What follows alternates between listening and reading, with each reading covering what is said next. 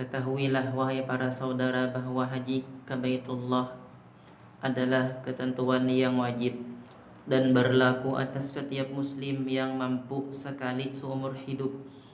Begitu pula umrah. Semoga Allah menjadikan kita termasuk orang-orang yang telah ada ketetapan yang baik darinya, dan termasuk orang-orang yang mengatakan Tuhan kami adalah Allah, kemudian beristiqamah. Allah Ta'ala berfirman, Fihi ayatum bayyinatum maqamu Ibrahim wa ma dakhalahu kana amina walillahi 'alan nasi hijjul baiti man istata'a ilaihi sabila wa ma kafara fa innallaha ghaniyyun 'anil 'alamin. Artinya, mengerjakan haji adalah kewajiban manusia terhadap Allah, yaitu bagi orang yang sanggup mengadakan perjalanan ke Baitullah. Qala ta'ala, wa'adzin fin nasi bil hajji ya'tuka rijalan wa 'ala kulli dhamirin ya'tina min kulli fajjin 'amiq liyashhadu manafi'a lahum wa yadhkuru ismallahi fi ayyamin ma'lumatin 'ala ma razaqahum min bahimatil an'am fakulu minha wa at'imul ba'isal faqir summa liyaqdu safathahum wal yufu nuzurahum wal yatawafu bil baitil atiq. Artinya, dan bersuruhlah kepada manusia untuk mengerjakan haji, niscaya mereka akan datang kepadamu dengan berjalan kaki dan mengendarai onta yang kurus yang datang dari segenap penjuru yang jauh, supaya mereka mempersaksikan berbagai manfaat bagi mereka, dan supaya mereka menyebut nama Allah pada hari yang telah ditentukan atas rezeki yang Allah Ta'ala telah berikan kepada mereka berupa binatang ternak.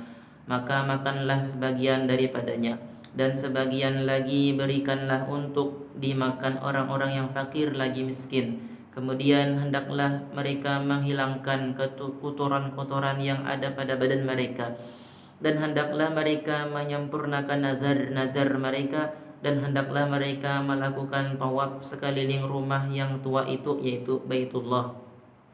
Allah Ta'ala berfirman, Zalika wa man yu'azim hurumatillahi fahuwa khairul lahu 'inda rabbih wa uhillat lakumul an'amu illa ma yutla 'alaikum fajtanibur rijsa minal awthani wajtanibu qawlaz zur. Artinya, demikianlah perintah Allah, dan barang siapa mengagungkan apa-apa yang terhormat di sisi Allah, maka itu lebih baik baginya di sisi Tuhannya.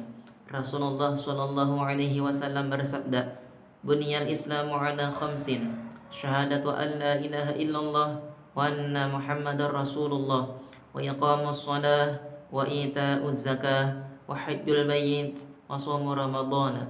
Artinya, Islam didirikan di atas 5 perkara. Pertama, bersaksi bahwa tiada Tuhan selain Allah dan Nabi Muhammad adalah utusan Allah. Kedua, mendirikan salat. Ketiga, mengeluarkan zakat. Keempat, pergi haji ke Baitullah. Dan yang kelima, puasa Ramadan.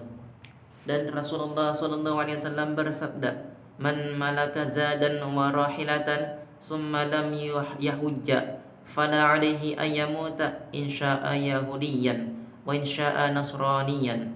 Artinya, barang siapa memiliki bekal dan kendaraan kemudian ia tidak pergi haji, maka ia tinggal memilih antara mati sebagai seorang Yahudi kah jika ia mau, atau seorang Nasrani. Ini adalah ancaman bagi siapa yang meninggalkan haji sedang ia dalam keadaan mampu. Maka orang mukmin tidak boleh menunda-nunda dan malas menunaikan haji, serta mengemukakan alasan dari Tuhan tahun ke tahun, padahal ia mampu. Ia tidak tahu barangkali kematian menjemputnya atau hilang kemampuannya, sedangkan ia telah menanggung kewajiban haji karena sudah mampu. Maka ia pun berjumpa dengan Allah dalam keadaan durhaka dan berdosa. Yang dimaksud dengan kemampuan ialah Bila manusia memiliki apa yang diperlukannya dalam perjalanannya untuk menunaikan haji pulang pergi berupa bekal, kendaraan dan semacam itu, dan juga nafkah untuk anak-anak dan istrinya dan lainnya sampai waktu ia kembali. Kemampuan itu berbeda-beda menurut perbedaan manusia dan tempat. Dalam hal kedatakan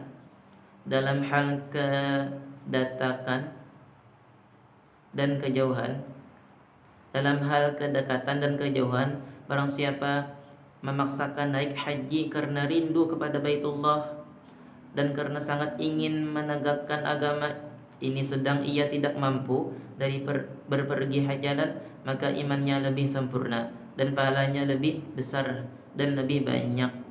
Akan tetapi disyaratkan bahwa ia tidak menyia-nyiakan dengan sebab itu sesuatu dari hak-hak Allah Ta'ala, baik dalam perjalanannya maupun di tanah airnya. Kalau tidak begitu, maka ia pun berdosa dan berada dalam kesempitan, seperti bila ia berangkat dan orang-orang yang wajib diberinya nafkah dalam keadaan terlantar, tidak memiliki apa-apa, atau dalam perjalanannya mengandalkan minta-minta kepada orang-orang, atau di dalam perjalanannya mengandalkan minta-minta kepada orang-orang, hatinya sibuk dengan menaruh harapan pada mereka, atau menyia-nyiakan sholat fardu, atau melakukan perbuatan yang diharamkan, maka orang yang semacam ini adalah seperti orang yang membangun istana dan menghancurkan kota. Kami ingatkan hal itu karena banyak orang awam berangkat dengan cara ini. Mereka mengira bahwa mereka mendekatkan diri kepada Allah Ta'ala dengan pergi haji ke rumah Allah, padahal mereka sangat jauh darinya, karena mereka tidak memasuki perintah melalui pintunya. Bila hal ini terjadi dalam haji yang wajib, maka ketahuilah bahwa hal itu lebih besar larangannya dan lebih banyak ancamannya. Pembicaraan kami ini mengenai orang-orang yang tidak mampu dan lemah.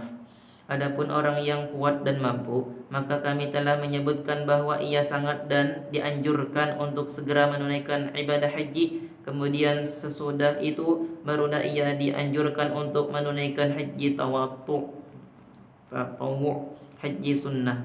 Seorang salaf berkata, sedikit-dikitnya ialah setiap 5 tahun ia pergi haji sekali.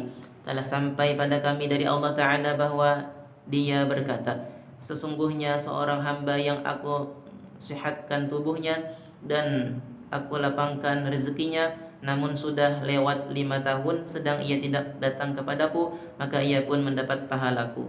Orang muslim yang mampu hendaknya memperbanyak haji, karena ibadah haji merupakan pengagungan terhadap kehormatan Allah dan syiar-syiarnya.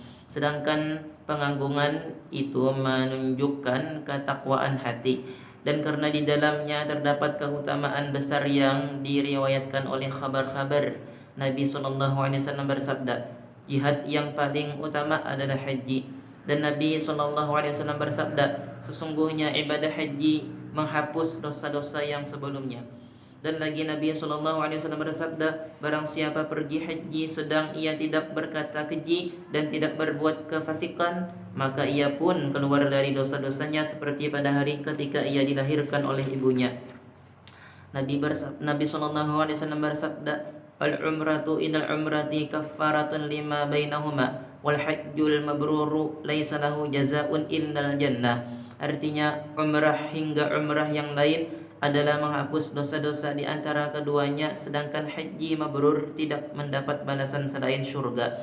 Dan kata Nabi SAW lagi, kebajikan di waktu haji ialah memberikan makanan dan berbicara dengan lembut.